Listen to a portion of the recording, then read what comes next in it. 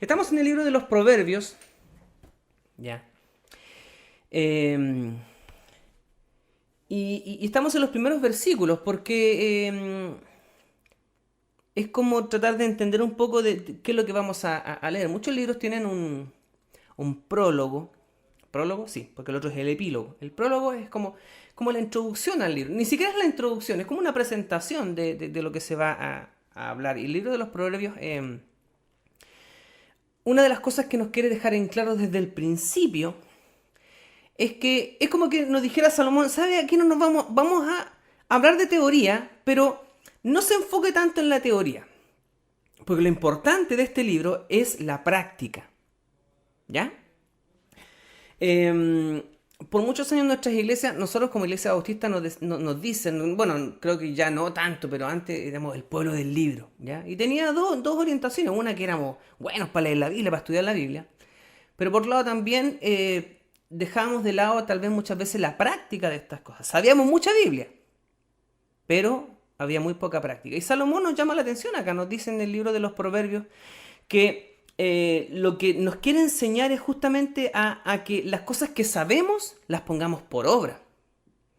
Dice el libro de Santiago, capítulo 4, versículo 17, al que sabe hacer lo bueno y no lo hace, le es pecado. Es decir, no es tan solo saber hacer el bien, ¿cierto? Porque si yo le pregunto a usted, hermano, ¿qué cosas buenas debería hacer un cristiano? Bueno, un cristiano debería hacer esto y aquello. Ya, bueno, y de esas cosas buenas, ¿cuántas hacemos? Entonces, del dicho al hecho, hay mucho trecho.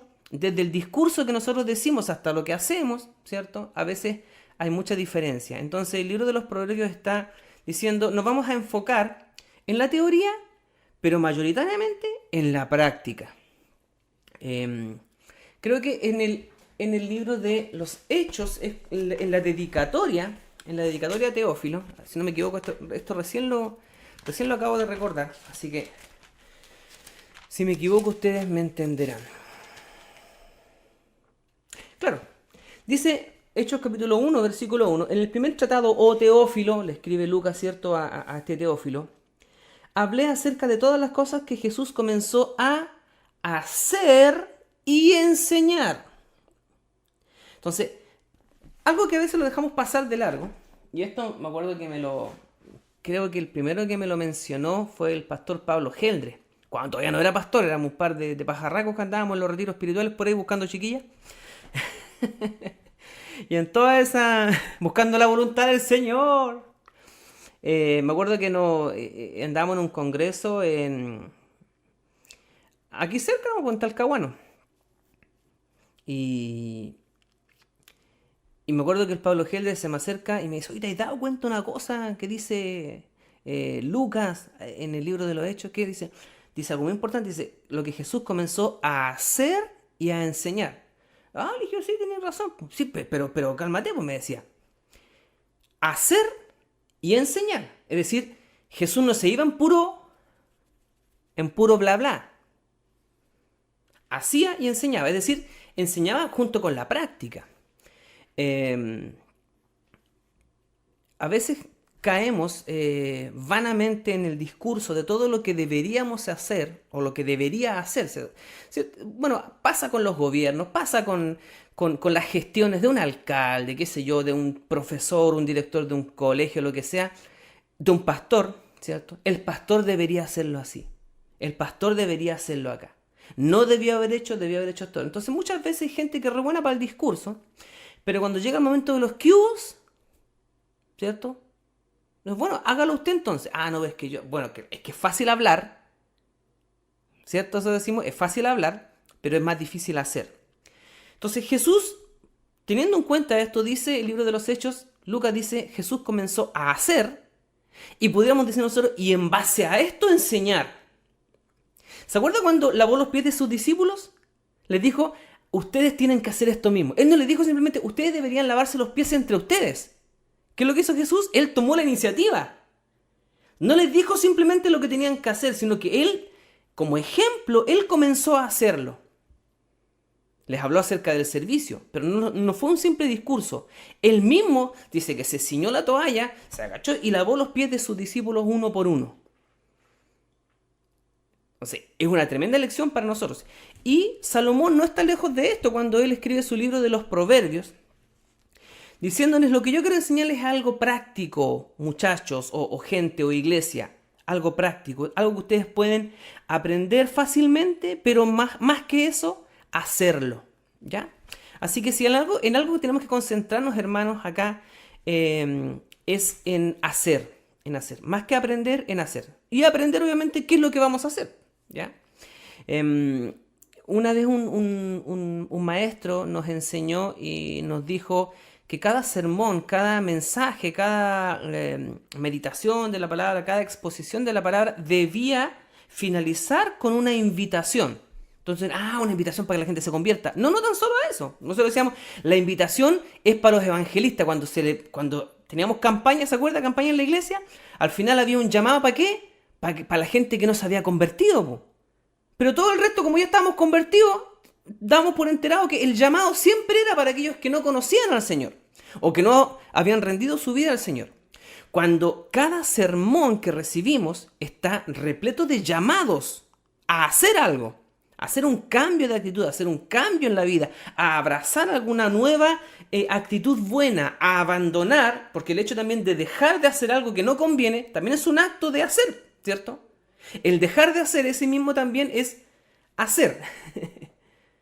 El hacer tiene que ver con dejar de hacer cosas que no convienen y comenzar a hacer cosas que sí convienen. Entonces no es tan solo saber lo que hay que hacer, sino hacerlo. Como dice el libro de Santiago, insisto, el que sabe hacer lo bueno y no lo hace, entonces está haciendo algo mal.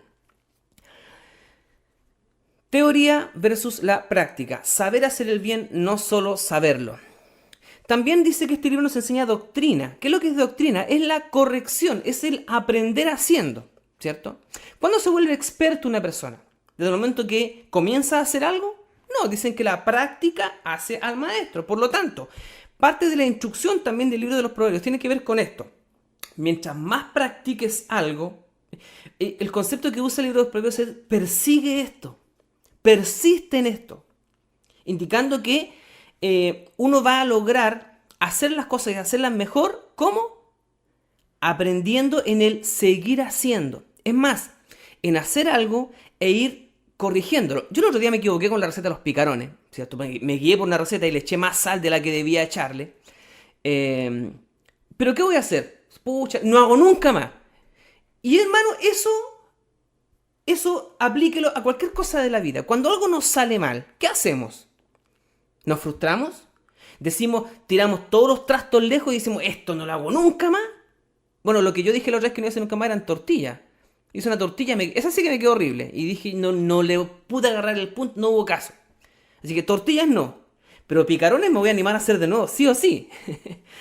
Entonces, muchas veces, hermano, la vida tiene que ver con esto. Muchos cristianos, hijos de Dios, tienen ganas de hacer cosas, pero una vez que la hacen y no sale como ellos querían, no lo hago nunca más. Pastor, no me dé nunca más esto porque no, qué sé yo, usted dijo, vayan a visitar a un hermano y yo fui y me mandaron con la puerta en la cara, no voy nunca más. ¿Cierto? O no salió como yo quería, no resultó como yo quería. Bueno, hazlo. Si después de 5 o 6 intentos uno se da cuenta que la verdad no tiene dedos para el piano, bueno, tal vez cambie de rubro. Pero no espere que salga bien a la primera, porque la doctrina de la cual habla el libro de los Proverbios acá tiene que ver con una práctica constante de las cosas, con un perfeccionamiento de lo que se va practicando. Hermano, ore usted porque yo no sé orar. Bueno, si no empieza a orar nunca va a aprender. Siempre va a estar diciéndolo, no, que lo haga el de al lado, que lo haga el de al lado, porque él le sale bien, porque él sabe hacerlo. ¿Cuántos cristianos, hermanos, viven toda su vida cristiana postergando? Diciendo que lo haga otro, que lo haga el de al lado, porque él lo hace mejor. Eso no es de Dios. Tal vez hay cosas que usted dice, bueno, hermano, yo lo he intentado muchas veces y la verdad que esto no lo puedo hacer. Bueno, busquemos otra cosa que sí podamos hacer. Pero no deje de hacer cosas por el simple hecho de que la primera vez no le sale bien. Esto puede desmotivar a mucha gente. Pero el que la sigue, la consigue. El que persiste en algo, probablemente, lo más probable es que lo vaya a alcanzar. Y si no tiene dedos para el piano, Dios le puede dar dedos para el piano. Lo ha hecho, pero muchas veces con mucha gente a través de la historia. ¿Por qué no puede hacerlo con usted también? Así que, no tan solo saber hacer lo bueno, sino hacerlo. Si lo hago y me sale mal, no me rindo en la primera. Lo vuelvo a hacer una segunda, lo vuelvo a hacer una tercera vez. Ir corrigiendo, ¿cierto? Lo que primero me salió mal, la segunda vez me va a salir mejor. También dice el libro que nos enseña razones prudentes. Es saber distinguir, ¿cierto? Distinguir lo bueno de lo malo. ¿Cómo distingue lo bueno de lo malo? ¿Cómo distingue un panadero un pan bien hecho, un pan que se ha hecho con buenos materiales, con uno que se ha hecho con malos materiales o que se ha hecho tal vez de mala manera? La práctica, ¿cierto? Y también va a saber discernir entre uno y otro. ¿Por qué? Porque conoce de masas, de harinas, de leudado, de pan, de aromas, de horneado, de crujencia. Entonces va a saber escoger entre uno y otro. No sé, hay un concurso que se hace una vez al año, parece la mejor marraqueta de Chile. No sé si lo he visto de repente en la tele, o la mejor empanada de Chile. ¿Y quiénes van a ir? ¿Los que no saben nada de empanada? No, pues el que sabe de empanada. ¿Para qué? Porque es necesario que el que prueba la empanada sepa discernir entre una buena empanada y una mala. El primer mordisco tal vez decir, sí, tiene buena entrada, pero probablemente entre horas más se me va a empezar a repetir. No es una buena empanada. Que tenga una textura, que la cebolla, qué sé yo, tenga tal sabor, que los aromas sean los correctos, que los condimentos se puedan sentir, pero que no yo pueda masticar un pedazo ahí de, qué sé yo, de comino entero, tal vez no muy... Cosas como esas, ¿cierto? Las vas a saber distinguir. Y eso se hace, ¿cierto? De esa manera, en la práctica, uno aprende a discernir entre lo bueno y lo malo. Mucha gente dice, es que no sé, no sabía lo que estaba haciendo, cometí este error, pastor, hice esto, pero no sabía lo que estaba haciendo. Bueno, si usted hubiera sabido de antes, si usted hubiera seguido el consejo, si usted hubiera escuchado la palabra del Señor, sabría diferenciar entre lo que es correcto y lo que no lo es. Mucha gente llega delante de sus líderes, delante de sus pastores, diciendo, es que no sabía lo que hacía, es que me dejé ver por el impulso. Bueno, y a veces gente que tal vez lleva años en el Evangelio puede cometer errores. ¿Por qué? Porque no han aprendido a discernir. Y el discernimiento no es un regalo que cae del cielo, ¡pum! Y listo, ahí tienen discernimiento. Se aprende también con el tiempo a distinguir lo bueno de lo malo, la verdad del error. ¿Cómo distinguimos cuando es palabra del Señor y cuando es palabra de hombres? Porque le aseguro, hermanos, que el que no lee la Biblia va a pasar soplado lo que es palabra de Dios o lo que es cualquier otra basura, va a pasar para adentro. Saber discernir. Entonces el libro de los Proverbios también quiere enseñarnos ese discernimiento práctico. No ese discernimiento que a veces, ay, siento del Señor que aquí, que allá y toda la cosa, pero al final no sacamos nada en limpio. Ese discernimiento que en el día a día me enseña esas razones. ¿Cuándo debo hablar? ¿Cuándo debo callar? ¿Cuándo debo salir? ¿Cuándo debo quedarme dentro? ¿Se da cuenta?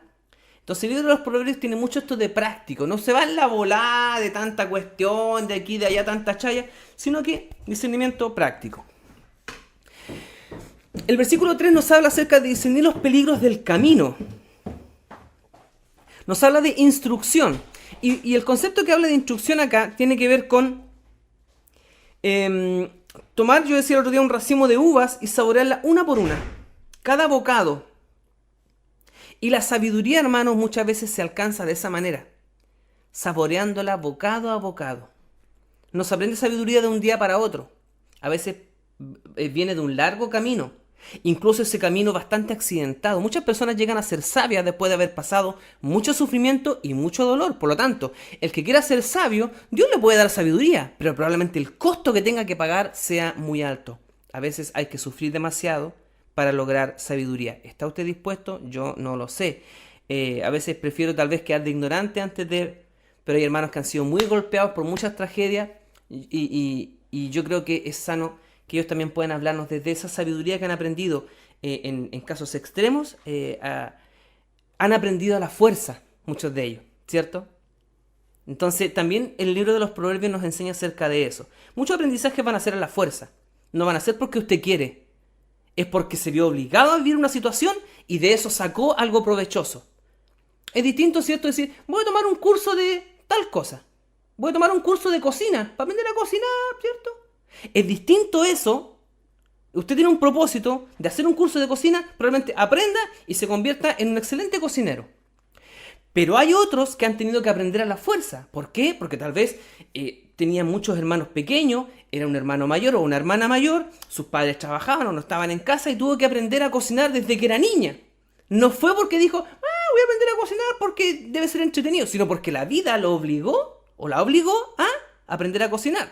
Mucha gente se vuelve sabia también con los años, aprende muchas cosas, hermano, en la vida cristiana, no tan solo porque tenga ganas, sino porque se vieron de un momento a otro confrontados con una tragedia, con algo que les violentó en su propia vida personal o la vida de alguien cercano y tuvieron que aprender en base a eso. También el libro de los Proverbios nos va a llevar por ese camino. Veíamos la semana pasada que el libro de los Proverbios nos enseña también discreción y propósito. ¿A quiénes dice? A los simples, a los jóvenes, a los que son, decíamos la semana pasada, como el Chavo, como el Kiko, que la chilindrina les pasaba gato por liebre, si esto lo engañaba, se reía y se burlaba de ellos, porque la chilindrina era la que era vivaracha, la que era avispada, la que se aprovechaba de la astucia que tenía. No como el Chapulín Colorado, que su nobleza y su astucia eran parte de sus cualidades. Astucia, pero una astucia que la usaba para hacer el bien, para ayudar al que estaba en peligro, al que estaba mal. Esa astucia bien usada, hablaban de nobleza. Por eso que decíamos de Chapulín Colorado que era un superhéroe noble. Más alto que una tortuga, más fuerte que un ratón, más noble que una lechuga. Y escúchenme todos ahí.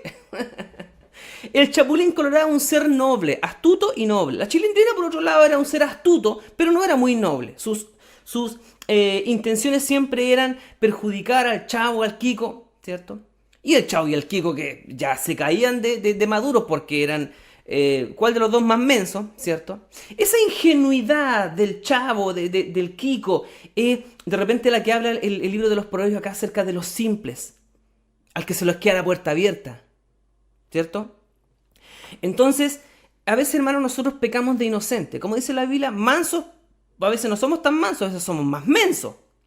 Entonces, el libro de los Proverbios también quiere ayudarnos a no ser tan mensos, y en eso quiero que me entienda, a no ser tan ingenuos en el mal sentido, a que nos pasen gato por liebre, a que nos pasen por encima, a que nos atropellen, a que abusen de nosotros de muchas maneras. Ah, porque eres cristiano te vas a tener que quedar callado.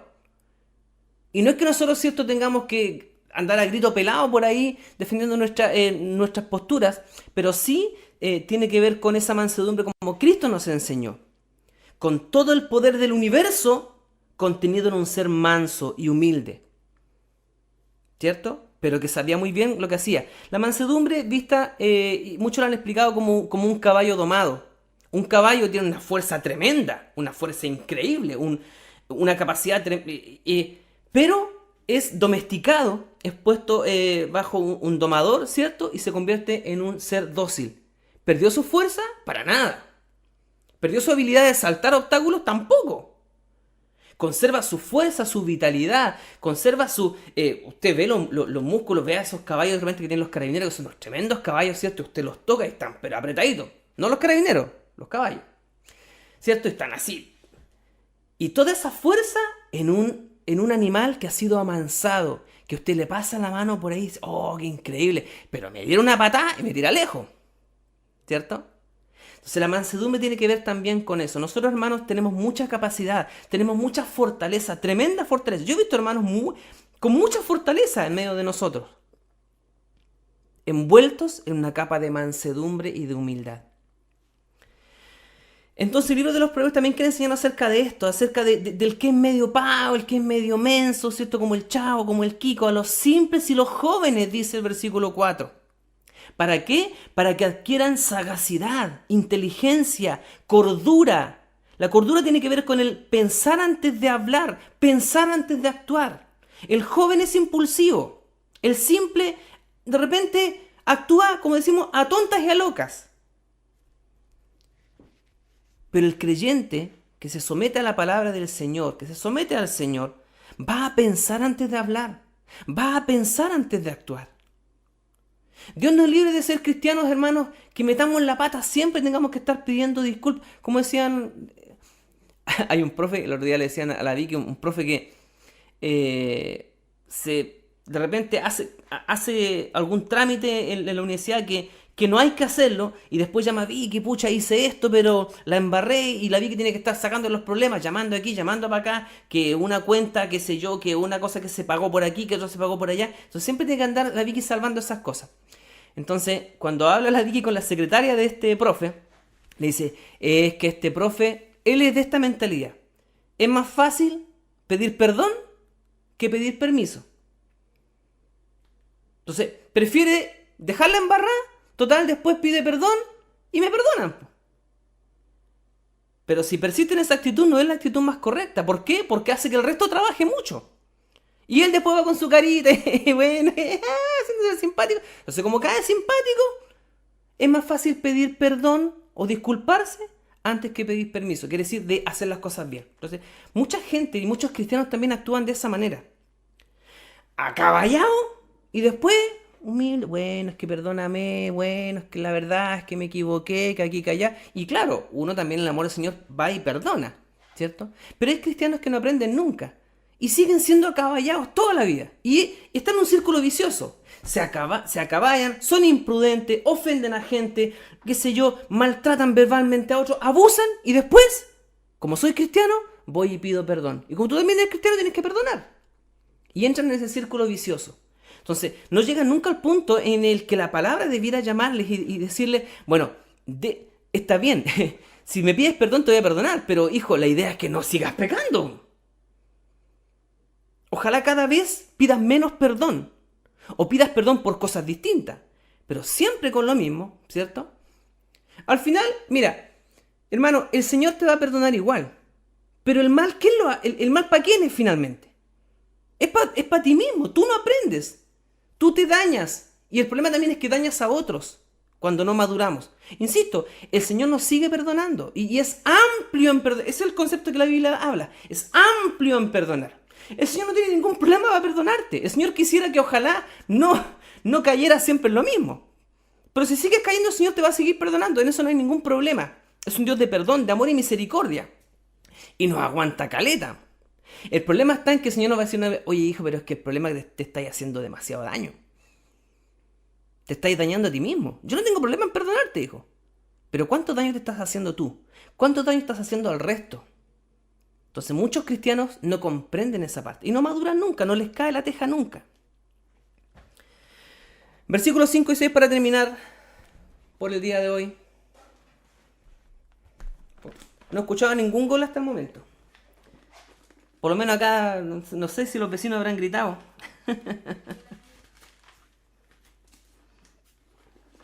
Versículos 5 y 6 del libro de los Proverbios. Oirá el sabio y aumentará el saber. Y el entendido adquirirá consejo para entender proverbio y declaración, palabras de sabios y sus dichos profundos. La sabiduría no debiera llevar a la soberbia.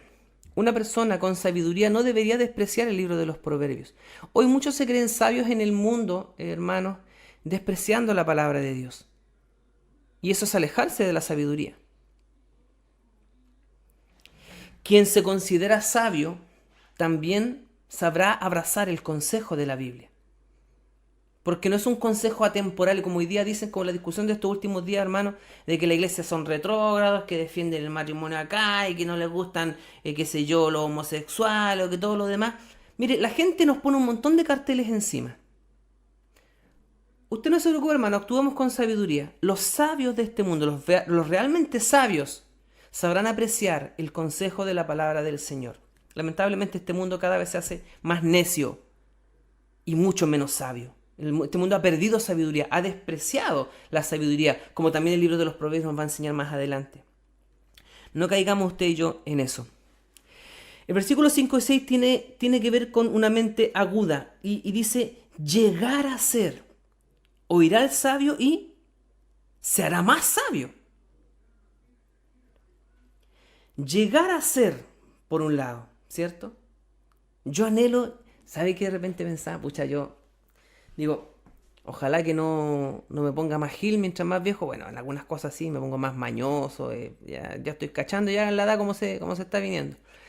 Y digo, pero me gustaría ser un viejo sabio. Me gustaría llegar a los 80, a los 90, no sé. Bueno, si Dios lo permite llegar, ¿cierto?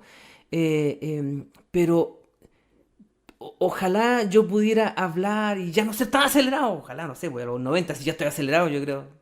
Pero ya más calmado. Yo me imagino sentado en un sillón y hablando con mis nietos o con algún creyente más joven y contándole historias. Y yo sueño con eso, hermano, ¿sabes? Me gustaría llegar a esa etapa de mi vida, ojalá con mi mente clara, para poder dar consejo, aunque no me lo pidan a veces, pero igual, como dice un pastor, te voy a dar un consejo que no me pediste.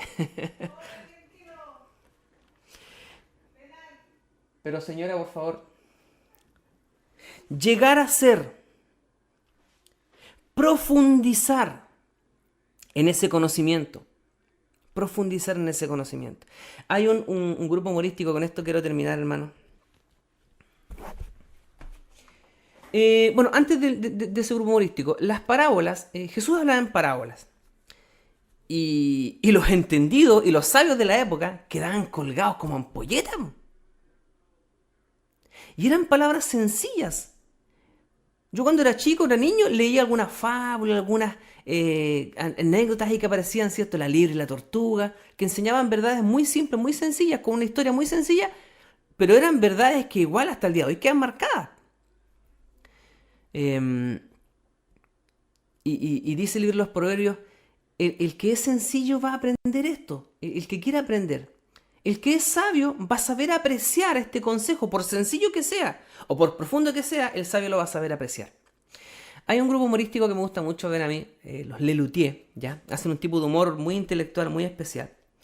Entonces, uno escuchaba una palabra y en francés dice avant-garde. Y el otro escuchaba y decía, Ava Gardner, sí, era muy linda esa mujer. No, le decía al otro, no dijo Ava Gardner, dijo avant-garde. Es en francés. Entonces el otro lo quedaba mirando y le decía, no entiendo, todavía no entiendo. Entonces el otro le decía, mira, di av. Entonces el otro ignorante decía, av, avant. Y el ignorante decía, avant. Ahora di garde. Y el otro decía, ¿cómo era? Garde. Avant. ¿Cómo era? Avant-garde. Y él decía, avant-garde. Muy bien. Ya aprendí francés, decía el otro. No. Aprendiste dos palabras, no aprendiste francés. Sabe que mucha gente, hermano, actúa de esta manera. Aprenden un par de cosas y ya se creen sabios. El que es sabio en realidad, o el que anhela la sabiduría, aprende algo nuevo, pero no se considera sabio. Es más, dice un dicho que mientras más aprendo, siento que menos sé. Mientras más conocimiento tengo, encuentro que menos sé. Como dijo uno, solo sé que nada sé. Uno podría decir, oye, pero tú sabes caleta, po. Pero sabes que mientras más aprendo me doy cuenta cuánto me falta todavía por aprender. En cambio el otro pajarón dijo avant-garde y pensó que ya sabía francés. Hermano, nos queda mucho camino por recorrer todavía. Nos queda mucho por aprender. No es que no hayamos aprendido nada, pero mientras más sabemos y conocemos del Señor, la actitud no es, ya sé lo suficiente, no necesito más. Por el contrario, mientras más sabemos del Señor, más hambre tenemos de Él.